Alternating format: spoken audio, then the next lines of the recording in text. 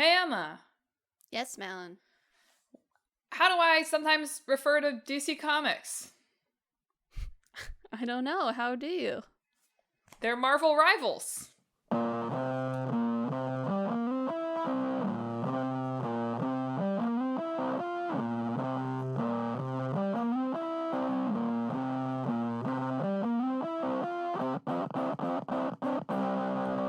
Hello and welcome to Talk This. It's dangerous to podcast alone. I'm your mad funny host, Madelyn. I was gonna say, that's one thing I was gonna bring up on this episode. Yeah, mad funny is coming. I'm your fastball special host, Emma. Good one. And thanks for tuning in to this week's show. This week, we're talking God Hand, and we're talking Marvel rivals. Yeah. Like two almost rhymey names, but like not even really close. Yeah. You know what I mean? Like God Hand, both end in D, and Marvel rival is much closer. Is there like a literary term for like when lots of words like end in the same letter? Like No, I don't know alliteration, what but the ending backwards? equivalent of assonance is. Oh, is it assonance, not alliteration? Oh, well, I guess assonance, I guess, is... Sorry, that was so stupid. That was same vowel sounds, yes. Well, Same vowel sounds as assonance, same, maybe consonants, but like in a very specific way. Yeah. Alas. Anyway, yes, the great mad funny debate returns to Talk this week, where we talk about God Hand. Yeah. I do think that the existence of God Hand does disprove the claim that Borderlands is the only mad funny video game. It's true. The humor does feel of a kind. Yes. So God Hand, if you aren't familiar with it, is a 2006 beat-em-up from Clover Studios of Okami fame, of Beautiful Joe fame. Yes, their final game. Yes, their final game. It killed them. Yeah. No, it probably did not kill them. They were probably already killed before God Hand came out, but yes. There are some really funny interviews in the time that I'll talk about later. There's at least one interview I read that's like, we interviewed this guy, and then we found out a week later he'd already left the company. Yeah. Really loved that one. But yes, developed by Clover, published by Capcom. I mean, Clover was basically an internal Capcom studio, right? Yes, it was. For the PlayStation 2. It was directed by Shinji Mikami of Resident Evil and Dino Crisis fame. Produced by Atsushi Inaba. We'll probably talk about both of them in the context of various interviews moving forward. And like basically made by the team that made Resident Evil 4. See, I was a little bit confused about that. That seemed confusing to me too, but like I saw it repeated. Yeah, so it was not made by mostly Clover employees, right? Shinji Mikami moved to Clover after Resident Evil 4 because he wanted to do something else that wasn't Resident Evil 4, which had a very tumultuous development cycle. But they were in the middle of working on Okami, which was taking longer than expected. And so he was kind of just sitting there, not doing anything. And eventually he went to the leadership of Clover, was like, please let me do something beyond like just think of ideas. Please, I would just like to make a game. Please let me. And they're like, yeah, you can, but you're going to have to get a team you're mostly going to have to get an external team. And I saw that it was some like sub studio in Capcom mostly that like they bring in to finish up stuff on most of their games. So I don't know why it didn't seem like it was the Resident Evil 4 team, basically. Maybe they came in and they finished up Resident Evil 4. Yeah. And that's where that came from. Plus there were a few Clover like animators working on it as well. But very small game, very small budget. Really just like a thing that Shinji Mikami was like, I just need to make something while you're making Okami, please. And apparently during that time where he was bored, he played Final Fight Revenge and hated it. See, also that I think is wrong on the Wikipedia page. God, Wikipedia! So can't trust in it. the interview, because I went and watched the interview this is cited from, he mentions that was a Capcom USA was making a Final Fight sequel, which I don't think is Revenge. I think it's Streetwise. Okay. The like weird 3D one, with the son of the character or whatever, the dark one. Which, looking at that and God Hand, I feel like you can more see the direct inspiration there of like in terms of style. So I think he's actually talking about Streetwise, not about Revenge or whichever one the Wikipedia has listed. Great. Well, it's so cool that Emma went in and edited the Wikipedia to be wrong. I didn't to make edit me the look Wikipedia dumb. page. It's just that I watched it and I looked at the one that was talking about. I was like, I don't understand how this, like, this one led to this one, right? And so we did Streets of Rage recently, right? Yeah, we did. Relatively recently. And so I remembered that Streetwise was a thing. So I think he just played like very early build of that or like a early release of that and really hated it. And that's where God came from. But who knows? Maybe he really was festering in hatred since 1999 for Revenge or whatever. It's possible. He really didn't like weapons. Like he wanted it to be fisties. So in God Hand, you play as martial artist Jean. And Jean, he is like martial arting around, and at one point he saves this girl called Olivia, who's a descendant of a clan who protected the God Hands, right? Yes. Which come from this like ancient time. There's like a guy who fought off demons with his God Hands. It's not clear to me if they like sliced off his hands and have kept them since then. Like it's a little, maybe I would have to play the game to get into the lore. But there are these God Hands, right? And Olivia's family got killed by demons. This is Madelyn's lore corner. I didn't announce it, but we're here. Settle in. So Olivia's family got killed by demons, but she they was protecting the God Hands, so she ran off with one of them as a good God Hand protector would. And then she gets attacked by bandits. Jean saves her, but his arm gets cut off in the process, and so she grafts the God Hand onto him, and now he's God Hand Jean. And so Jean runs around, there's these 4 demonic leaders, basically, and he's gotta fight them. Yeah. And in the end, the Demon King gets resurrected, but you punch him too. Yeah, as you do. As one does. God Hand is a real cult classic now. Yes. Was not at the time. Yes, although it did better than anybody expected it to, which, to be clear, was still poorly. Yeah. So, God Hand, it's there's a lot of very divisive but interesting choices that make up the God Hand experience. Mm-hmm. So it's a beat 'em up, right? You're fighting things, but it's like a tank controls beat 'em up, basically. Or the experience feels a little like that. It's got the kind of over-the-shoulder camera of that. I don't really understand what tank controls are. So it doesn't have a fixed camera, which is what I picture with tank controls. Well, but you can't move the camera. No, but it's not it's stuck behind you. Yeah, essentially. So it moves in that when you turn, it turns. Which is not, it's not like you're on a screen and there's a camera for that screen and then you move to the next screen and there's a camera for that screen. Sure. Apparently the initial concept was to have it be first person, actually.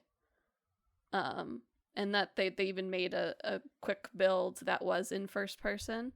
But because that created too many technical hurdles to get through, they ended up scrapping it because this really was supposed to be a really quick, frugal sort of game.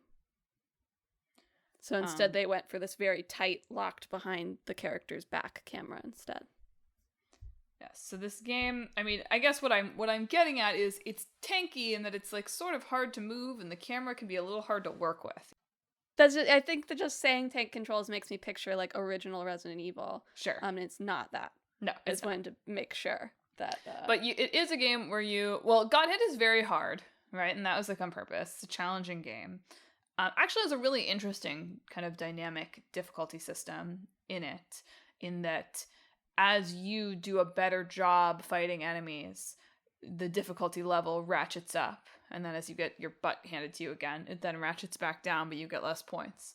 Yes. So I thought that kind of dynamic difficulty for a 2006 game was kind of interesting, clever. And that seemed to be something that people actually mostly liked about the game. What they didn't like is like everything else. You can also, if you're stuck on something or you just don't want it to be as difficult, you can manually move it a level down by using your special God Hand grovel ability, where you fall on the floor and bow, and then the difficulty moves down one level. Love the God Hand grovel. But and it makes fun of you as it goes farther down too, for what it's worth. Good. But yeah. But there's no, like I said, there's no ability to manipulate the camera. So instead, your right stick is like your dodge stick, which can be challenging. All sorts of stuff I read was like, it's impossible to turn around. I feel like I saw a response to that was like, there is a quick turn, actually. I know, but the impression was, it's impossible to turn around.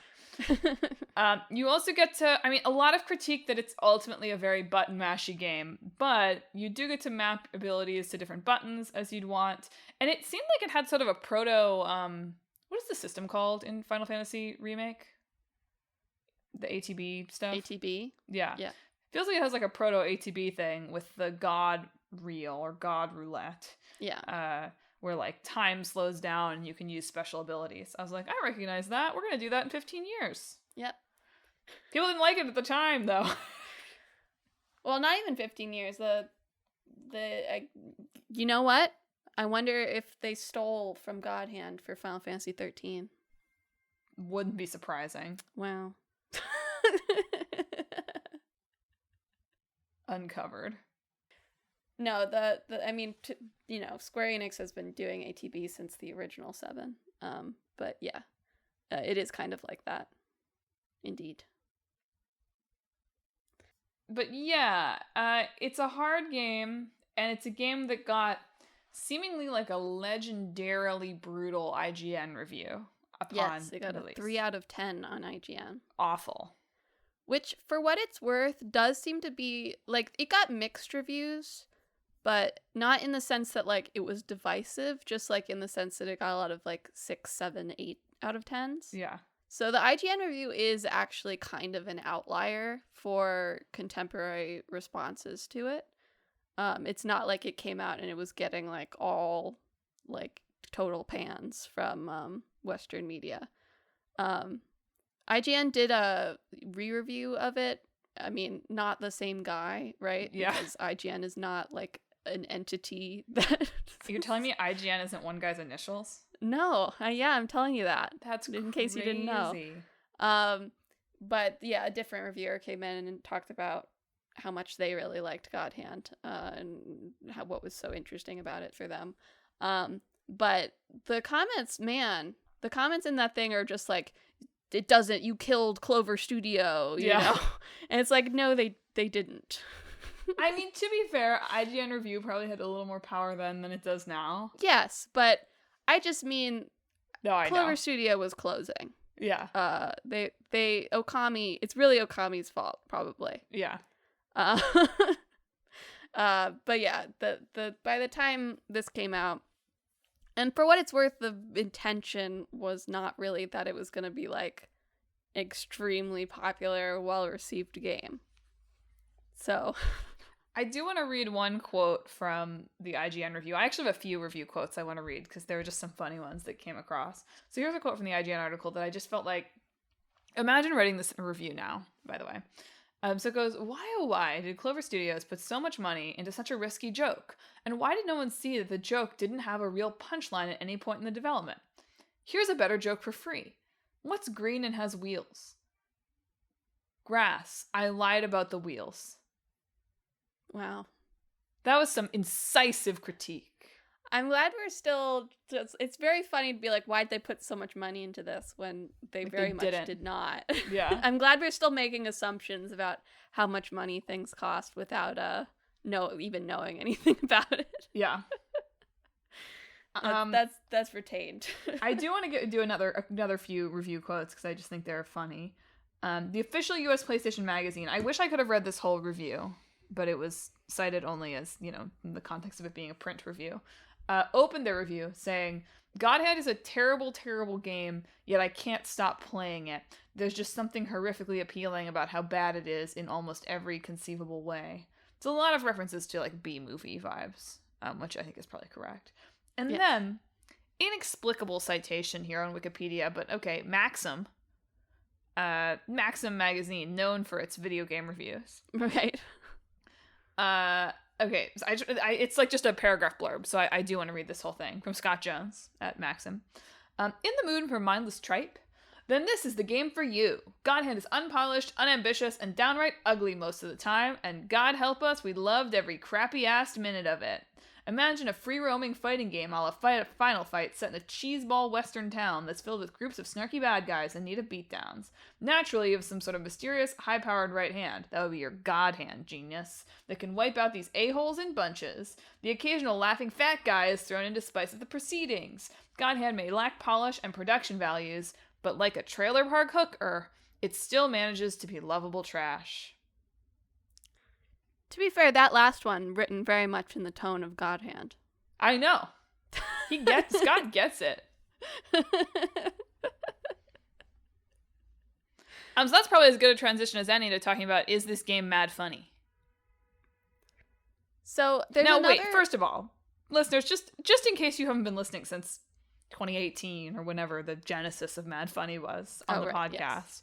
I do want to bring you in to one time I was riding the subway here in the Big Apple, and I heard some teenagers discussing on the train, not even discussing, opining, professing that Borderlands is a Mad Funny video game. And since then, we have sought out other games that are Mad Funny, mostly in vain.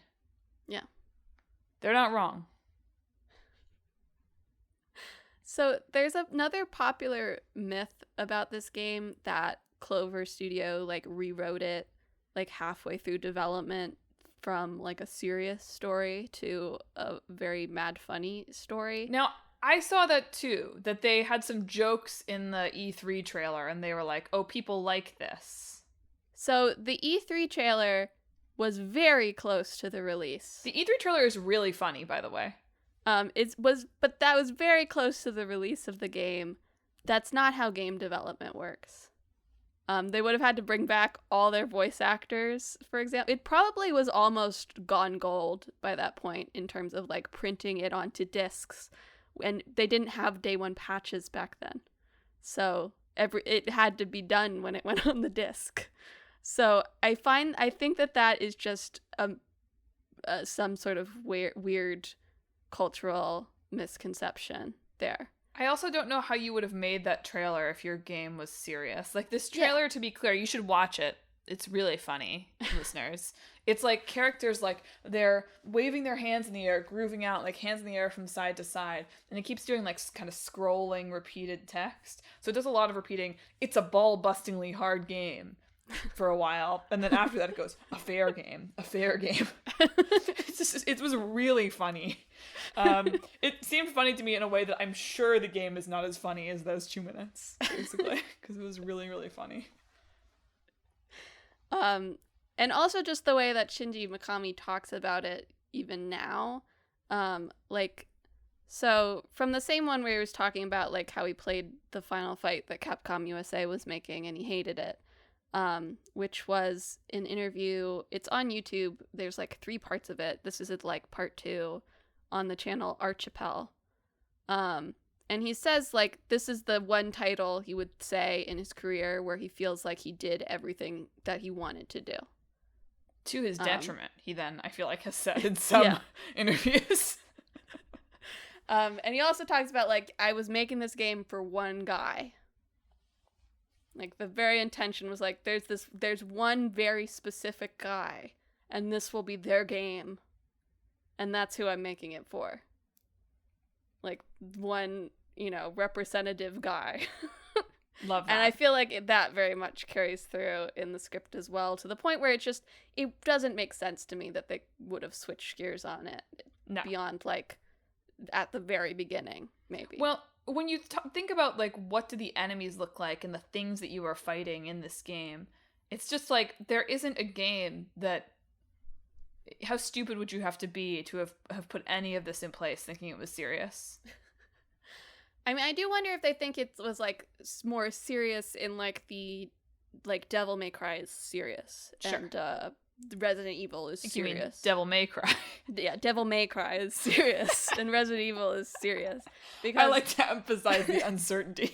Like, there's goofy stuff in that, and there's goofy vibes in those too, but generally they take things a little bit more seriously than God Hand does. But I just really don't believe it was anything but this from pretty much the beginning. So, but is it mad funny? it is very much in, like, the Borderlands sort of range, I feel like. I agree. It's also benefited by, they put a lot of emphasis onto, like, the character animations, like, to the detriment of its environmental design completely, right? Because very fast project, they picked what they wanted to prioritize, right? And I think that it's still, like, I was watching some of it, the characters look great. Yeah. They're very expressive, they look good, you know, they move around in ways that are interesting, and it's very a fun game to look at, and I feel like that enhances, you know, its weird goofy vibes. There's also a musical number at the end, which so, we like, love. You know, yeah, what could be more mad funny than that? Emma honestly. thinks more games should be musicals, so I do. What is the animal that's dressed as a luchador? Gorilla? Gorilla, that's what it is. Yeah, unclear if he's a gorilla or a man in a gorilla suit. I don't think it Madeline's ever Lower is Corner answered. has no answer for that. Yeah.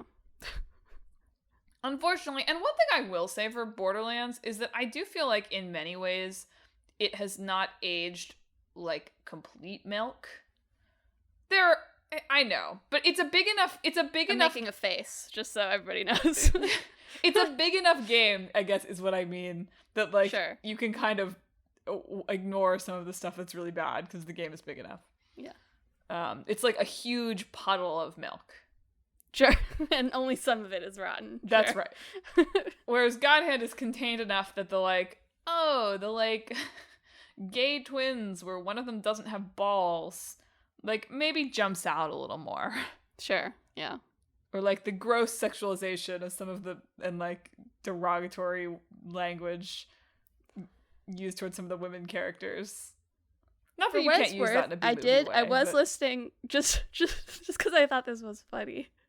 I was listening to some of the OST, and the boss theme for the gay twins came on. And in the comment section, there was someone that was like, this is my first exposure to gay people, LGBTQ rights, in the comments. No! So, like... I mean, this is a joke. Good for them. No, there's no way that's real.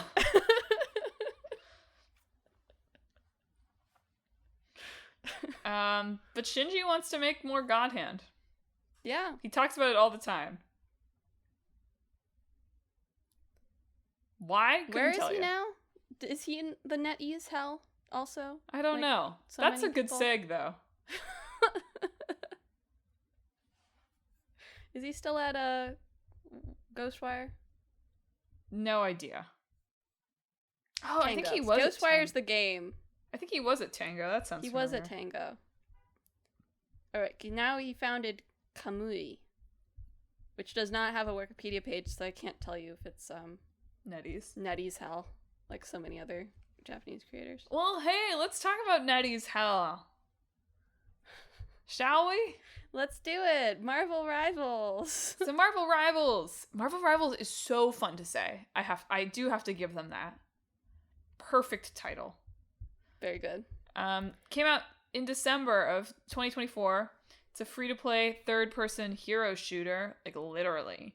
from NetEase. It was a primarily Chinese studio, now even more primarily Chinese studio. Yes.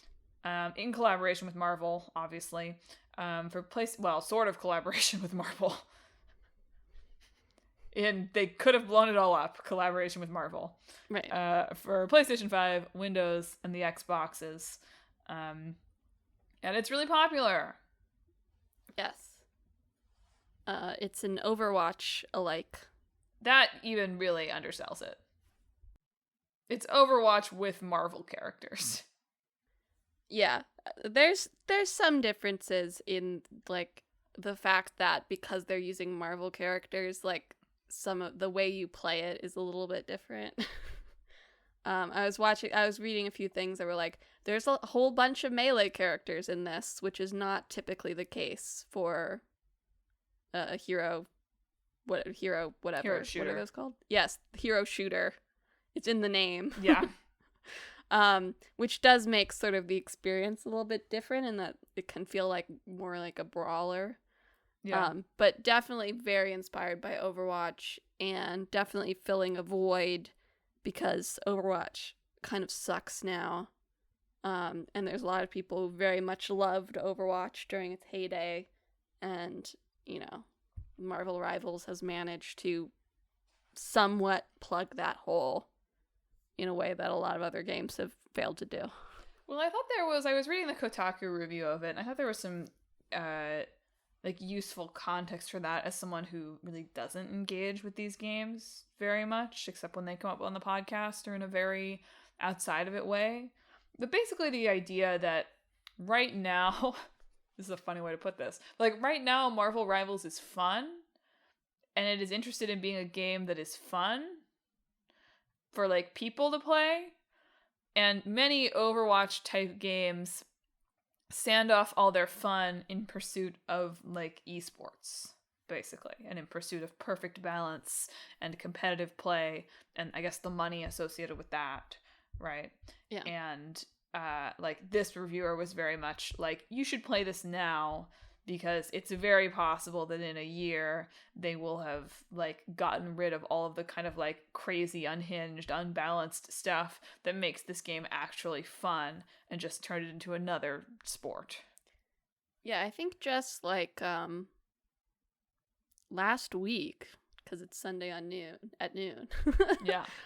They were talking about, like, yes, they do intend to make an esports league, which, like, yes, of course they do, right? That's not really news, but they have, like, officially confirmed it, like, yes, we're interested in making this into an esport situation. I watched the Skill Up review of it, which he referred to it as like a game of beach soccer with your mates, right? In comparison to how Overwatch is now, sort of in that same vein of, like, yes, it's fun to have, like, professional soccer with all the rules and stuff, but sometimes you just want to go to the beach and kick the ball around. Right, like with the your sand friends flies in the air and kind of fall over and, like, whatever. Yeah. And that's sort of where Marvel Rivals is at its release and up till now. So yeah, if in case an Overwatch like doesn't necessarily mean anything to you, right? So, I mean, there's all sorts of game modes, but it's like 6v6 matches, and there's like modes where you have to, like, capture a vehicle or, like, capture a checkpoint or just kill each other or that sort of thing. And then, like, all of the 37 different Marvel heroes that are accessible right now have three. Like, there's the tanks and the, like, support characters and the offensive characters, basically. Which is, like, very, very similar to Overwatch. They're adding a new temporary mode coming up where, like, you and the opposing team, like, pick two characters, and then you can pick between just those two characters for your team comp. So it's just, like, two heroes against each other and playing in that way, which I thought is, like, a fun little spin on it. Well, they have it too, where you can just have everyone play the same character if you want. Yeah. Pretty sick. One other point of difference is they have some. Are they called team ups? They are called team ups. where your party comp, if you have certain characters in the same party, sometimes they have special abilities that they can use together. So, for example, if you have like Rocket Raccoon and Groot, Rocket can ride on Groot, and, you know, shoot from out there, and it gives them both sort of enhanced stats. So you have like the one person moving you around and the one person sort of attacking from up there. Hulk can do like special things on like Thor, Captain America, and Iron Man. There's a bunch of other like fun little comic references like that as well. As I said at the beginning, the I think it's the fastball special, right? I'm not actually. It is. So if you have Hulk and Wolverine, Hulk can like throw Wolverine across the map, for example, as well. Everyone was thirsting for that when this was announced. They were like, there better be a fastball special. Yeah, did you say this already? They launched with, they have 37 now. They launched with 33. Yeah. And have since added the Fantastic Four, hence bringing them up to 37. Right. Hence, that makes sense. A lot of fun little tidbits about Marvel Rivals to throw out in there. Where should I start? Let me start with a fun one. Everybody loves Jeff the Land Shark. Yeah. Who is like apparently like a sort of pretty recent Marvel character. He's a little shark guy. I recommend looking him up. He's pretty cute. Yeah. Like, he's just a little shark dude. They did a special like Splatoon inspired mode where everybody played as Jeff and like spat shark saliva everywhere, basically, to like claim, you know, Splatoon style. Right. Yes. But I did read, I think this was on Polygon. They like interviewed, it was on Polygon. They interviewed the creator of Jeff the Land Shark, like one of the women who drew him. He apparently was like pretty good in the meta to start, Jeff. And she said, what they call annoying, I call a skills issue. I think they should get better at the game. Sounds like a skills issue to me if my boy is beating your ass every night. I mean, listen, he has an incredibly powerful ult. Just accept it. Become zen about it. Everyone's got upsides and downsides, right? I was like, absolutely, Kelly Thompson. Your boy. I did see somewhere, this might have just been like in passingly on Blue Sky or whatever, but apparently they're pretty good at like crediting where designs come from. Because, you know, it's a free-to-play thing, so there's, like, season passes or whatever. Although they're not timed season passes, which is a little different from a lot of free-to-play games. But they have costumes, right, that you can get. And generally, those are taken from, like, special comics, right? And so they're pretty good at, like, crediting the creators of the characters as well as the creators of various different designs that the characters can take on, which is good. I feel like a lot of times games like this, when they have little alt costumes, they don't really do that. So it encourages your comic knowledge, I guess, basically. Yes. Okay. So now let me get into all the other stuff that has happened around this game. Where to begin? Well, they were layoffs. There sure were. Which doesn't really, for what it's worth, those did not seem to have anything specifically to do with Marvel Rivals. No, the game is wildly successful as far as anyone can tell. And they've said that their, you know, main development team is in China. Right. It was like 8 people who lived in Seattle or something who got laid off. Yes. But NetEase is very much pulling back from any sort of outside China development. They informed most of their studios that they had bought or helped create that they have, like, they can finish the thing they're currently working on. They will not be providing any sort of marketing budget. Good luck. Which, for Madelyn, does include Negoshi's studio and game. So. Brutal. The original big director on Yakuza had left the studio to make his NetEase studio. And unfortunately, that does not seem to have worked out very well. No. But yes, that the initial news of this came from them laying off the western part of the Marvel Rivals team, and then further news rolled out of like, and also everything else outside of China. So, yeah, looking rough if you're not at the home base. Yeah.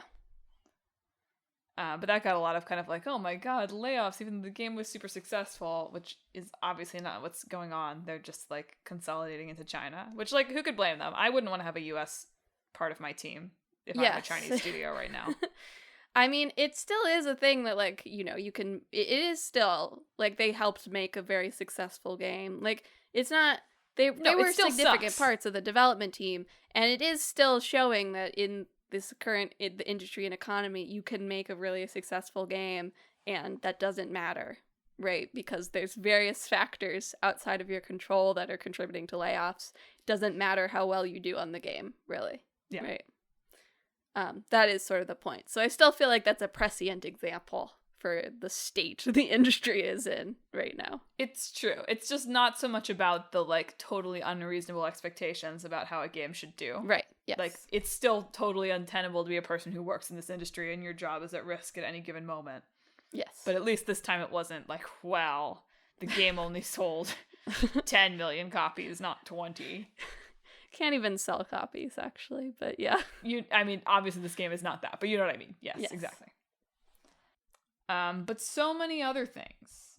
I can talk about the alpha test last spring, where, you know, when they were doing like an invited, you know, have some streamers do like an alpha test, closed alpha. They saw some backlash because the agreement that the streamers signed, and seemingly most of them didn't actually read, because like, only one guy was like, hey, this is a problem. Like had a non-disparagement clause, which is to say that they had an agreement that said you will not say bad things about this game, which is not usually, even in the kind of pay-to-play cozy relationship between streamers and publishers that exists now. Is not, we don't usually come out and say that. Yes, exactly. Anyway, it's not usually legally binding. They apologized. They said they aren't going to do it again. They like walked it back for this. But yikes. Yep. But then also this game almost didn't come out. Just seems like somebody at NetEase is on a tear. Yeah. But there was a Bloomberg report, well, I guess somebody being CEO William Ding. But Bloomberg, which I read only recaps of this because I don't subscribe to Bloomberg. I'm sorry, Jason. I can't do it. I'm pretty sure he usually tweets out GIF links. So, or who's on Twitter? Posts out. Fair enough.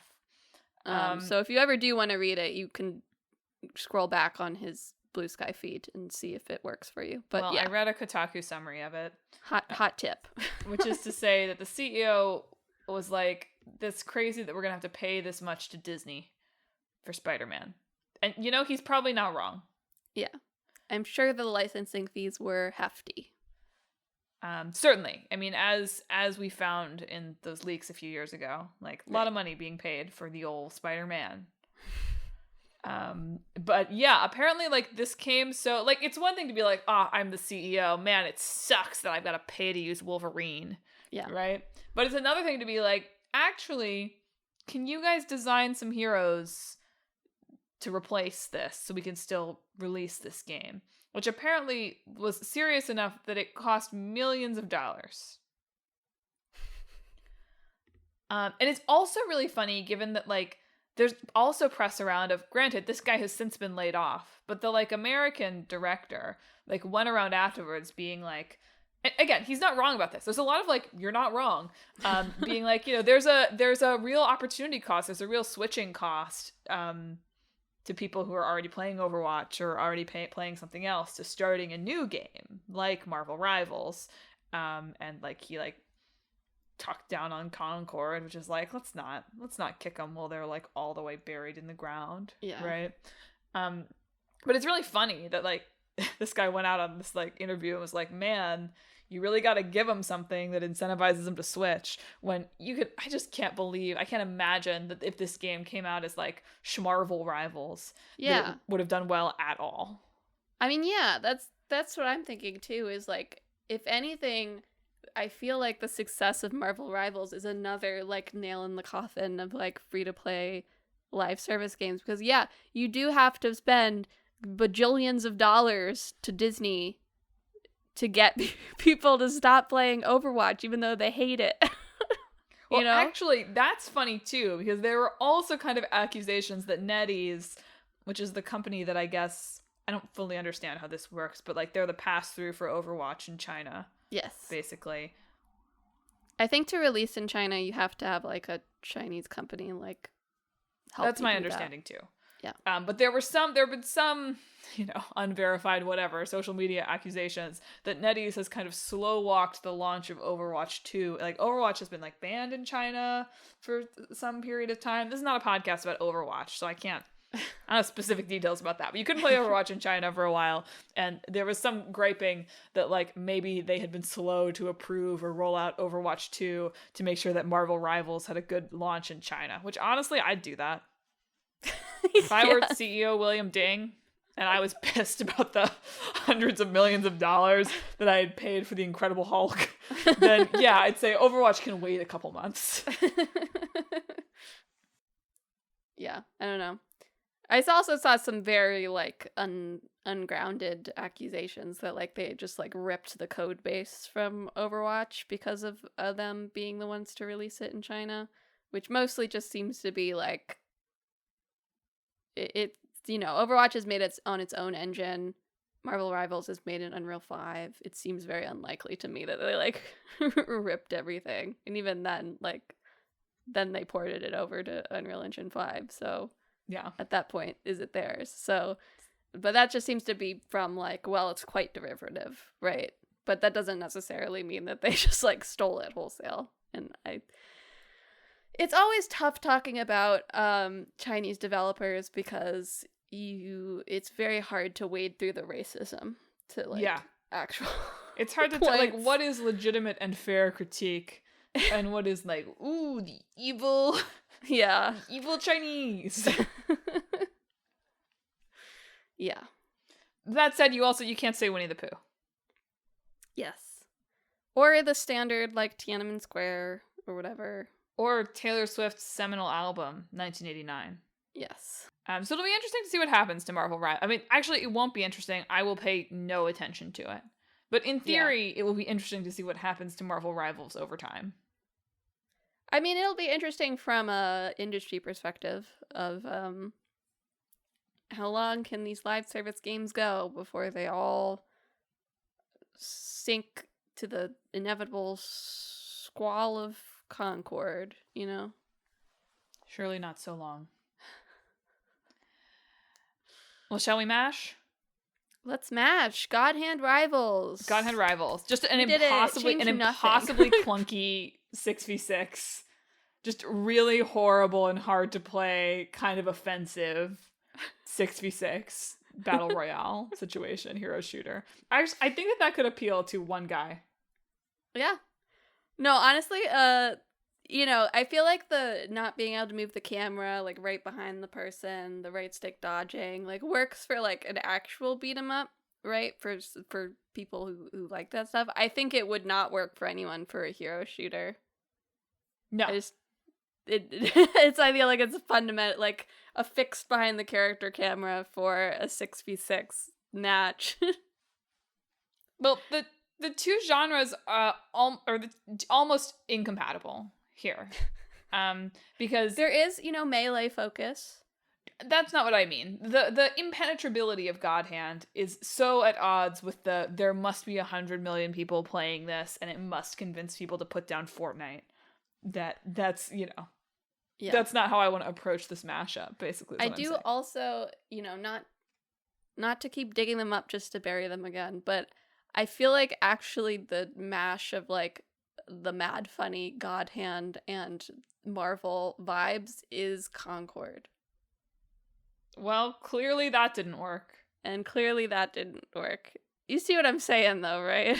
You could okay, I'm going in a different direction here because look, I'm willing to throw in the towel and say I don't think that I can come up with a good massively multiplayer online game. Who can? If you were making one right now, stop. Yeah, like there's no room. I don't care how good your idea is. It's not gonna work. So I think instead it's a like really clunky Deadpool beat 'em up.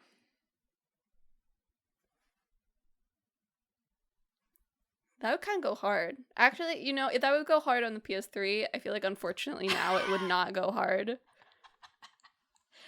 You're like, this so would be right a that would go hard on the beloved- PS3. That's so accurate. This would be a deeply beloved cult classic PS3 game, but if you tried to do this with a PS5, no, it's too late. Ryan Reynolds has poisoned the well. Are we gonna turn around on Ryan Reynolds now, though? Now that we feel bad for Blake, like maybe.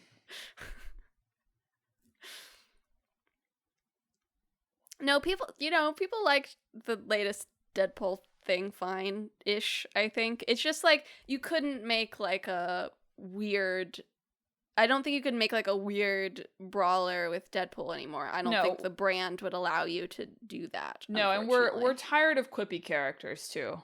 Yeah. In games in particular. But I do think that a PS3 Deadpool game is maybe the best mashup that could exist here. Yeah, it's pretty good. I'll give myself like 2 more minutes to pull something out of the hat here, but like I think that you're right that making a game for several console generations ago might be it. I mean, a more martial arts focused like fighter or on, you know, PvP fighter thing in a group is interesting. Yeah. Although, like you said, Marvel Rivals already has more of that than most of them do. I mean, really, we should just do that with DC Comics. Or like Peanuts. I feel like, you know, maybe there's some game you could make if you really dug deep into like again, this is like a PS3, like really dug deep into like the rejects of Marvel, right? But like that's what the movies are doing now. Yeah. So like, you know, people like the Daredevil, the new Daredevil just came out. People like that. True. We could do a Jeff the Land Shark game. People like Jeff the Land Shark. Yeah. Just him hanging out. Yeah, this one's pretty dead in the water. Well, it's just because there's nothing to be done with Overwatch. There's nothing to be done with Overwatch that hasn't already been done. Yeah. Especially if what I've got to work with is something that is kind of offensive and people don't actually really like that much. You're offending some people right now. I'm sorry, God Hand people. It's fine. You can like it. I understand why you like it. I'm just saying this has to have a mass appeal. I think you know that it doesn't have, that's why you like it. It doesn't have mass appeal. We can make a failure of an online game. It is, I do feel like the problem here is like, even if, whatever, even if God Hand had been like a runaway success somehow, like the design ethos of God Hand is like, I'm making this for one guy. Yeah. The one guy who will really like it. And the design ethos of Marvel Rivals is like, we need to have 2 million concurrent players or whatever. And those just are too fundamentally opposed to really find any overlap in between. And so you end up making a PS3 Deadpool game. Which would slap. Would slap. So I feel like that's a successful mashup. I'll take it. Good work. Good work, team. Listeners, can you think of a mashup that would work on a modern system from these? Have you played Marvel Rivals? Do you main Storm? Like, is the meta person to main or whatever? Do you wish Captain America was better? I don't know. There's so many guides to this that I just, like, absolutely refuse to engage with in preparing. Apparently Iron Fist was really overpowered at launch. I don't know. Iron Fist? Yeah. God Hand. We could make an Iron Fist game. That's what the people want. An Iron Fist isn't totally oversaturated. Okay, we're onto something here. I'll leave it at that. Do you like God Hand? And he's kind of vaguely offensive, so. Great. Perfect. Did you find anything we said mad funny? Do you understand what mad funny is, listener? Have we made it clear? If you have thoughts about this or anything else we talked about this week, hit us up on social media. We're on Facebook, Blue Sky, Instagram, and YouTube at Talk This Podcast. You can also visit our website, www.talkthispodcast.com, where you can learn all about the show, check out the games in the hat Emma's about to pull from, and read our blog featuring long-running series, Clickbait Boyfriend, Split Screen, and all sorts of other fun blog content. But most importantly, I was about to be like next week, but most importantly, if you want to listen next week and forever and ever, you should subscribe. We're on Apple Podcasts, YouTube Podcasts, TuneIn, Spotify, Pandora Podcasts, online and on the app, Overcast, Pocket Casts, wherever you can find podcasts. Subscribe to Talk This. It's my side quest next week. But Emma, what are we talking about in 2 weeks? In 2 weeks, for our old game, we're talking about Famicom Detective Club. Ooh. And for our new game, we're talking about Anton Blast? Anton Blast? How will Blast. I know? We'll know by 2 weeks from today. Yeah. So look forward to that. Listeners, that's it for this week's show. Emma, give us a mad funny sign off. Or don't. Maybe I don't want you to. Sign us off somehow. This week, I hope that your God hand grovel gets you through the workday.